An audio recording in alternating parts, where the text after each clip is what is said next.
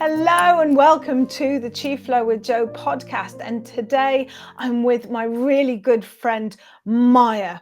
And So, Maya lives on a community in Portugal and also does a lot of interpersonal relationships. So in Chi Flow with Joe for this upcoming month, it's all going to be about the healthy heart physically, emotionally and spiritually. So I thought really no better person to talk to than Maya. Maya works with individuals. I've worked with Maya really to improve my relationships. I also work with Davy, with Maya on our relationship. And also because Maya lives in an intentional community, has to work on a community level to solve and resolve problems in a community. And just before we pressed record here, Maya was definitely saying, the way that we're going, we need to be more sustainable, is to actually learn to listen and live in community. And for me, I'm really sitting with the phrase from the Francis of Assisi, which is, can we understand before we fight to be understood? Can we really listen deeply to another person? So today, Maya is going to share some of the tools and the insights that she has as working as a couples therapist and living on community. So Maya, you're really welcome. I'm really happy to be chatting with you this morning. thank you so much, Joanne. I really am excited to be here, and I can't wait to share lots of things. So let's see Let's what dive happens. right in. Let's Yes, I dive hope right the internet connection is strong enough. in. It Yes. was doing a little bit of a whoop. Let's see. Yeah, and sometimes you're freezing, but the voice is fine. And you know what? We all have those imperfections, and the Wi-Fi and things work and they don't work. And let's just embrace that messiness and see where that goes. Okay, so the first thing I want to talk to you about is, I know that really, for me, you've really helped about transforming some of that pain and hurts and finding the resilience to still be seen and be open. Can you talk a little bit about how you become aware of the driving force of your heart and where it's closed, where it's open? Can you talk a little bit about how you actually begin? Yeah. So I can sort of name myself as somebody who has always been quite sensitive, particularly emotionally sensitive, which means like I would feel stuff that other people are feeling around me, and I would usually, because I was young and I didn't know what to do with it, I took it personally, and that created a lot of pain and a lot of confusion. And it's actually through this struggle that I started to research or to look for things that help me become stronger, and more able to deal with life as a sensitive person. Yeah. Yeah, exactly. It's kind of, how can we still be present to everything, not close down, but still be open and sensitive to this beautiful world? That sensitivity is really beautiful. I know in my own shiatsu treatments, I have a mother hand which is listening and another hand which is working. And so that sensitivity is essential for listening. Can you talk a little bit about how you have managed to stay open and some of the tools that you use in transformation, so that you can still stay open and aware of the sensitivity of the energy and yet not be bashed around by the storm of it? Well, to be honest, at first I was bashed around a lot, and I was also numbing and like running away from, because I didn't know how to deal. And then once I had my first daughter, close to 25 years ago, I was something in me started to get really curious about the idea of energy, the idea of what affects me, and what can I do to become more centered and happier and more able to deal with life. So I read lots of books and I took some courses. I did rebirth training, yoga training, meditation training. And each one of those things that I did was opening me to feel more, to be aware of more of my patterns, and to be more once I really applied some tools to then be more resilient and more able to stay in my center. Now, of course, I'm still like get out of my center these days, even though there's so many years since I started this journey. But now I have a bigger capacity to accept my humanness as well, and also the tools to bring me back into center, or to give me the self-care I need, to give myself the self-care I need to self-regulate my system. And I think this is really a lot of what my work is about. And also I would imagine that you're connected to it very much in your chi flow, this self-regulation that happens with energy awareness and energy movement. Yeah, because at one level, we all know that we're connected. We're all energy made manifest, whether we're made manifest as a tree or a spider or as a human. We're all energy made manifest, so we're all connected, and yet we're all individual with our own individual experience of this life force energy, to whatever capacity that is. And so that, I know you talked a little bit just before there about not taking things personally. I know one of the Yeah, tools that you and I have used quite a lot is the work of Byron Katie correct. and her steps. Would you like to say a little bit more on the work of Byron Katie? Because I know that you'll be talking more about that and actually going into detail and experiencing a session in the Chi Flow mid-monthly talk. Yes. Yeah. And I'm really looking forward to that one. We did one before and it was so much fun.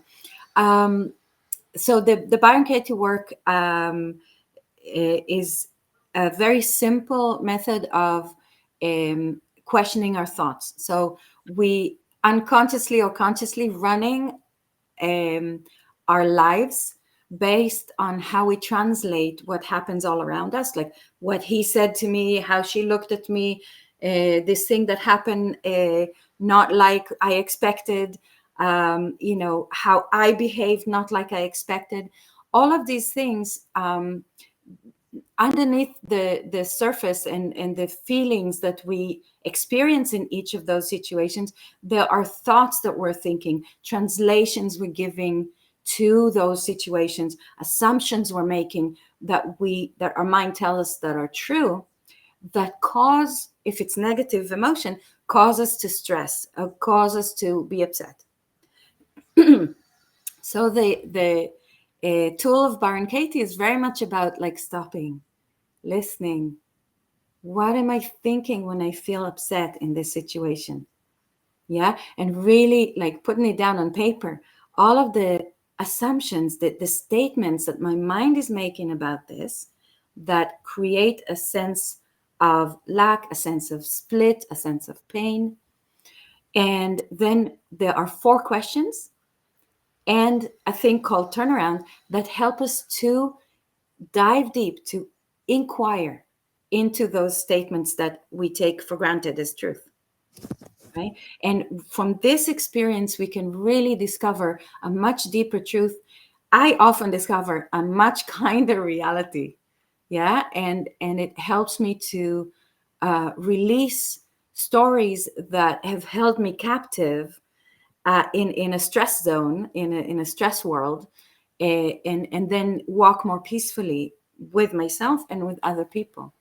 Absolutely. And I'll give a very personal example of working with Maya is that, and I've talked about it in my book, because probably without the work and Maya, I would not have written this book because, and as I write in this book, I had, well, it's going to be the wrong way around. Oh, no, it is the right way. It It is. is the No, right way. yes, yes, yes. So if you've got this book and if you know me, then you'll know that I kind of grew up with sexual abuse from a family member. And so what that did is it gave me a perception around sex and around being attractive. So I felt being attractive was very dangerous because I'd had that belief from when I was kind of 3 or 4, because I felt I had attracted this sexual abuse. So that belief was in my head, and I'm sure and I know the amount of kind of inter-family abuse is really very high, and it's really good to be able to kind of go, actually, that belief is not true. I did nothing wrong to attract that. I didn't attract that. So the belief that I had running under everything, that if I was attractive and if I was my absolute best possible spiritual self, I would be attracting some danger and that would be a bad thing. That was the belief I had running underneath. And I worked with Maya, we've been working for years. And by doing that, I was then able to kind of access this kind of energy of being attractive, being sexual. And we all have to be sexual, especially if we're menopausal, because we need to keep that life force going. It's not about the physical act of sex. It's about feeling attractive, juicy, and gorgeous. So this work that we're talking about, it has very practical applications. The beliefs that we have from when we're little really impact the life that we create, because they're the beliefs, and they're Yeah, working and together. exactly, and it's a great example. And another example would be in relationships. So, for example, if I have a running belief, which I do, or I do, it's like I've worked with it for a Mhm. long time, and I've released good chunks of it, but it's such a core belief that it still raises its head every now and then, of not being good enough, for example. Yeah, anyone relating? And so, say for example, I'm in my relationship, eh, feeling this, I'm not good enough. The slightest thing that my partner will say to me will rub me up the wrong way, and I might be reactive and explode out of self-defense because I perceive attack. He might have only said, I didn't like the way you talked to me just now. I didn't like that you cut me off, and I really want you to let me speak. And I could, if I'm running that I'm not good enough, I could get so scared subconsciously inside of me, scared that rejection is about to come, that I would not be able to accept this request. Really, it is a request from my partner, to stop and listen before I come in with my words. I would not be able to accept that. And I would counter defend. I would bring in an attack just to protect this vulnerable part of me. And that happens a lot in relationships. And this is why, there's the age old kind of picture of marriages and long-term relationships, is that it starts off wonderful and then it deteriorates, it gets worse and worse and worse. And it's because those unchecked beliefs, core beliefs of ourselves, that we hold, we get reactive from that. And each time we react, the other person also, their beliefs also gets activated, and they might react either in walking away, running away, or numbing, or attacking again, right? So that does create an ever evolving energy of conflict unless we stop and take care of what is underneath and bring some self-regulation and some safety, and then being able to check those beliefs that make us so defensive. Mm. Yeah. Then it brings us back into connection, and the relationship can be even more beautiful because of that. Yeah. And that's what we're talking about with a healthy heart. We can do the qigong for our own heart. We can physically do that, but really the healthy heart is often in connection with others. And that connection with others is just a mirror to reflect what we think about ourselves. So that inner work is, yeah, and those feelings, they don't disappear, right? But they get a light shine on them. And then when that light is there, we can really see them. So I know that also you and I work together on my relationship with Davy. Sometimes we will book a session with you if we cannot get any further, if we are really stuck into our own situation and our own belief that we think we're right, usually. Yeah. I think I'm right. He thinks he's right.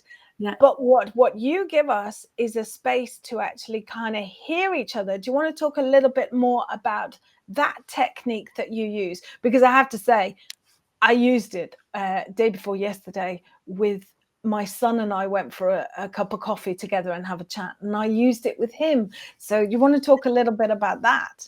I'm so passionate about talking about that. So thank you for giving me the platform. I love to uh, introduce people to the power of reflective listening and validation of the other before, like the quote you were talking about at the beginning. Who was it again? St. Francis of Assisi. Exactly.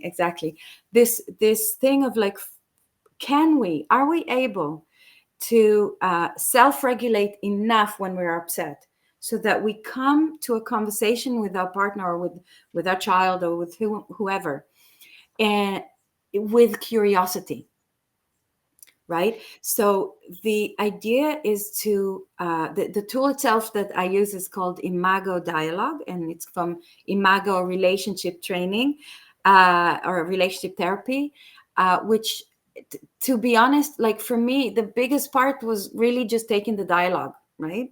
The dialogue is the part from this therapy that I took and ran with. And I saw it time and again with couples.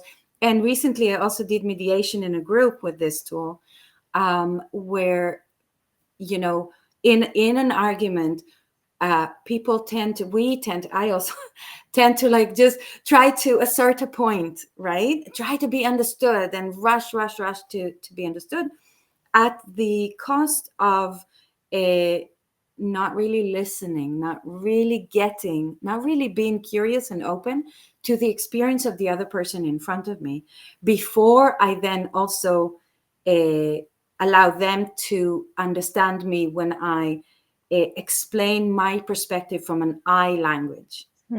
I feel like this when this and this happened. This is how I translated it, Yeah. right?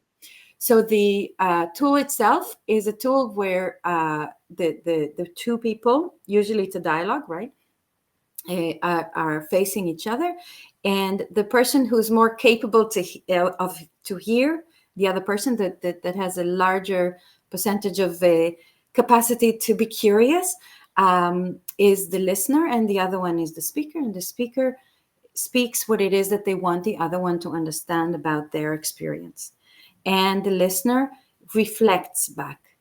And after that, they summarize in their own words what they think is the message. And after that, there's the validation part, which is allowing certain things within what they said. Even if we disagree with certain things we can always agree with. And when we give that to our partner, to our child, those things that we can validate, that we can understand from their perspective, as if we were in their shoes, and we give that to them, it's a huge gift. And what it does, it creates safety. And then the fourth step is empathy. It's naming all of the emotions that we assume or we've heard the other person, the speaker, experience, and that's really having a full understanding of their experience. And when we give them that, I understood you, I get why you feel this way, or I get, at least to some degree, why you feel this way, and what got you, and what's your message to me, and what you want me to understand. I get that. And then we swap roles. The recreation of safety, when there's like a split of the connection, when the connection severs a little bit, the recreation of safety allows us to then be on the same team and brainstorm solutions to if a situation like that happens again, right? So it's really about helping the other one regulate themselves, their nervous system, to feel safe enough to join us, and they will do the same for us, to join us together as a team in finding a better, more flowy way to be together. Absolutely. And it doesn't mean, if I go into the conversation I had with my son, it doesn't mean to say actually that I think that he was right in his behavior. But what it does mean, because I was the first listener, it does mean that he really felt heard, and I could really hear that he was overwhelmed, and he responded from a place of overwhelm. Mm. And I said to him, well, I can feel how that is, because I think that walking in the other person's shoes, when he felt he'd been understood, he was then able to listen to me say, you can't behave that way, really. He'd thrown stuff around, it wasn't acceptable. But I'd listened to him, and he was able then to say sorry. And together we found a solution, because also we're on the same team. And the same with the relationships. You want to keep loving that person. You want to keep a good, healthy heart connection. And we only get that by listening and understanding. And Yeah. I do really recommend, the other thing with the recommenders, the Imago technique, keep things short. Yeah. Pick only like one thing, that because sometimes I get overwhelmed by listening to all of the things that the other person wants to tell me that is wrong with me. So just pick just like one little thing, and then they tell me, I hear it, I understand, I walk in their shoes, and we kind of resolve it there. So yeah. Yeah, and there are wonderful videos online explaining more in detail about this Imago dialogue, and they also have a book. Hendrix, his last name, his first name, I forgot. And Helen Hunt is a partner, and they have a book about the Imago therapy, and you can find out more about that. And also, if you want to do it in real time with real people, then contact Maya. She's fantastic. And so we've talked a little bit about healthy heart as the individual, about being able to shine a light on your own beliefs. We've talked about it in partnership, in relationship with another person, whether that's a family member or whether it is your life partner. But Mhm. also, I want to talk, because Maya is also very special. This isn't possible for everybody. I know, because I tried it. Maya lives in community. So when I was 19, I thought that I wanted to live in community. I was really taken with the idea of socialism. And that I went to live on kibbutz for kind of 2 years, and didn't, on kibbutz, you don't earn money, you're working for the community, you're working with the community. But it wasn't really kind of what I thought it was going to be. I'm really glad that I did it. But it's definitely a real tricky path, not only living with family, as we probably do, but living in community Yeah. where you are really creating something together. Would you share a little bit more? Because I know it's in Portugal. Would you share a little bit more about what that actually means in reality, living in community? And then how do you resolve community disputes? Yeah, it's a very big topic, obviously. Yeah. And very passionate about that as well, because as you introduced at the beginning, I really do believe that we are moving as a society from individuation, I take care of me and mine only, into, I don't know if we are moving, some of us are, but I really believe that we need to move in order to become more resilient, to have our own tribe, and to um, support each other from a wider place, right? Um, so living in a community is, as you said, it's very tricky, because you have many more mirrors, right? If in a relationship you just have the other persons and you're already in love with them, there's already that, in a community, you may not necessarily be in love with everybody. And what is the glue, right? So the glue would be an internal wish to to be together, to not live individuated lives.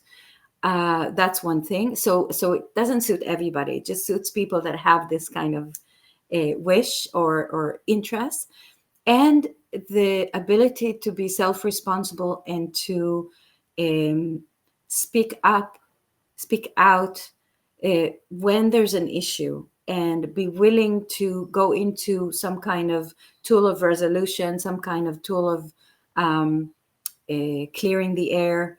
We have a tool in here that's called social harmonizing, and it's really where more truth is spoken, but in an I language. And the thing that we find difficult with the other person to accept, we can speak to them, and then we can make a request. It's a lot of it is based on the NVC, the nonviolent communication principles, but made a little bit more fluid. And the willingness to show ourselves in our imperfections, um, and to say, hey, I'm hurting here. This really triggered me. I would really need this. It's really a super kind of university, super empowered or energized university on this inner work of to be forthcoming, to be open about our feelings and our needs. And for that, we really need to research that, to know them ourselves, right? So it's a fast track to self development.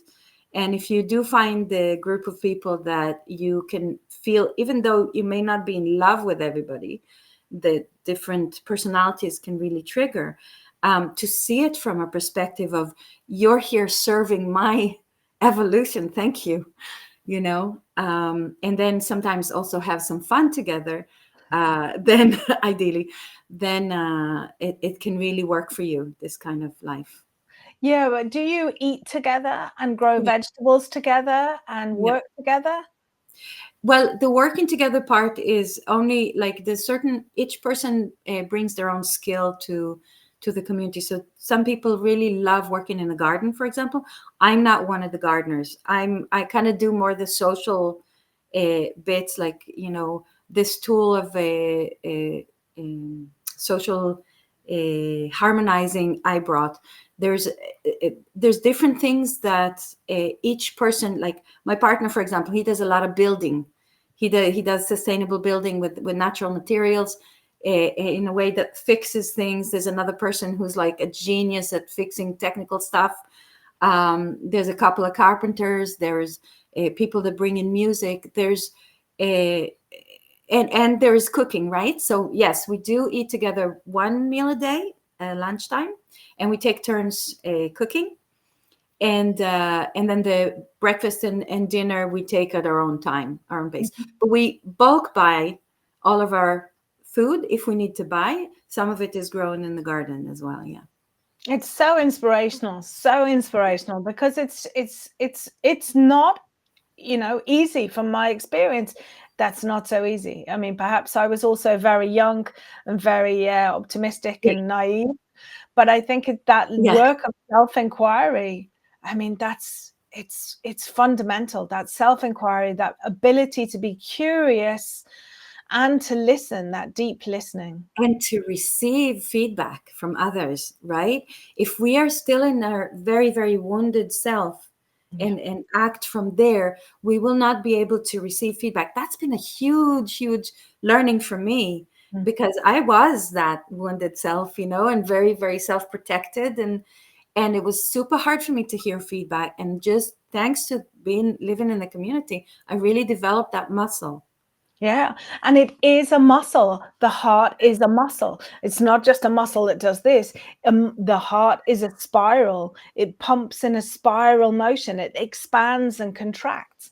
And that emotionally is what we can do, you Mm. know? And for me, I also like to balance that with the underneath. This kind of emotions are very much brought on by our thoughts and our belief, but there's a spiritual aspect to us underneath when we can actually kind of just breathe and let go of the thoughts and emotions and know that they don't have to drive the bus, that we have this spiritual heart which is never damaged. We just have almost kind of turned away from it and are very much around fight or flight. I need to survive. But if we can just turn towards back towards that spiritual heart and sit, and just like a muscle that you go to the gym and you have to kind of work your muscles to get them working, that spiritual heart, turning towards that spiritual heart and understanding that at that human level we cannot be destroyed, we cannot be broken or hurt or anything like that. If I take it like back to the abuse, I have complete forgiveness for my granddad. I've complete forgiveness for him. Doesn't mean to say I forget, but also that 4-year-old is not driving the bus, because I spend time in that spiritual place which is full of curiosity and wonder. Yeah. And for me, that's that daily practice. That's my morning daily practice of chi flow. That really is it for me. And so, Maya, where do you find your emotional and spiritual resilience so that you are able to live in community and have relationships? What's your non-negotiable? Especially, I like to ask people, what do you do in the morning? Is it in the morning, or what time of day is it? So I do have a bit of a morning beginning, but it's not always very. It's not strict. It's like I do have a few moments. I've managed to organize it with my partner. He gets the girl up from bed, and I have a few more minutes, and I do the evenings. So we have this agreement, and that works really well. And then I have those times in the morning. Now, I've in recent year or so developed a really bad back pain, and so I was doing a few different things. I was doing some qigong, and I was doing some now at the moment I'm doing more exercises that I got from the physiotherapist, because it's very specific. It's a diagnosed issue, and certain movements can create more pain, and so I'm doing this. I'm also at different times will also going out for walks in the morning, but I also do during the day. For example, if I'm about to have a session and I feel a little bit discombobulated and I need to get into my center, there's a set of movements or tapping or exercise that, do you know, have you heard of Donna Eden? Yes. Yes, that she was bringing in. Have been doing this for years. Uh, to and it I incorporate in it some affirmations. At different times, I was also doing heart mudra, which sort of like developed by myself. So I am one of those people that need variety, and I need to feel into what I need today, and then go for that. Another thing I do, depending on the day, is sit down with a notebook and this very kind of a gongy, quiet, spacious music, and I ask, "Dear soul, what do you want me to know today?" And I just let myself write whatever I'm receiving, right? And this is an exercise from a channeler called Lee Harris. So I just I I'm just one of those people that need to move from tool to tool to feel like I'm in touch with what I need in this moment. And I love that earlier you brought in the spiritual aspect, because this is a huge part of my work and of what I believe can help us heal that wounded part of us with love, with inclusion, not with like, oh, shut up, you kind of voice, Yeah. so that we are more available to what wants to come through us in this life, right? To our gifts, to the intuition, to the guidance. Mm. And it lets us know what is right in front of us, what's fitting us for today, you Mm. know. Yeah. Oh, Yeah. lovely. I've so enjoyed our chat. Really, really have. And I'm so happy to be able to share Maya's work with more and more people.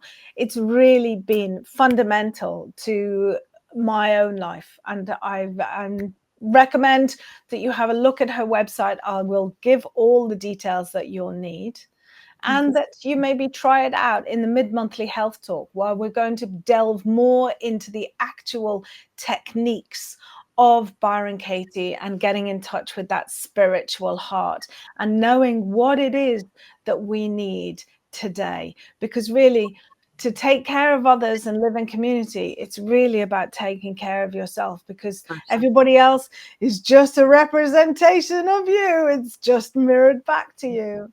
So Exactly. thank you so much, Maya. Thank you My so much. absolute pleasure. I had so much fun, and I'm so grateful for our friendship and our connection and all that we've gone through in the years. Yeah, Um, yeah, and I hope you guys enjoy and benefit from anything that you've heard today. And I hope to see you at some point, maybe in the mid-monthly talk in September, I believe. yes, I think. yeah, yeah, yeah. Take it easy. Send in lots of chew. Take it easy. Bye. Thank you.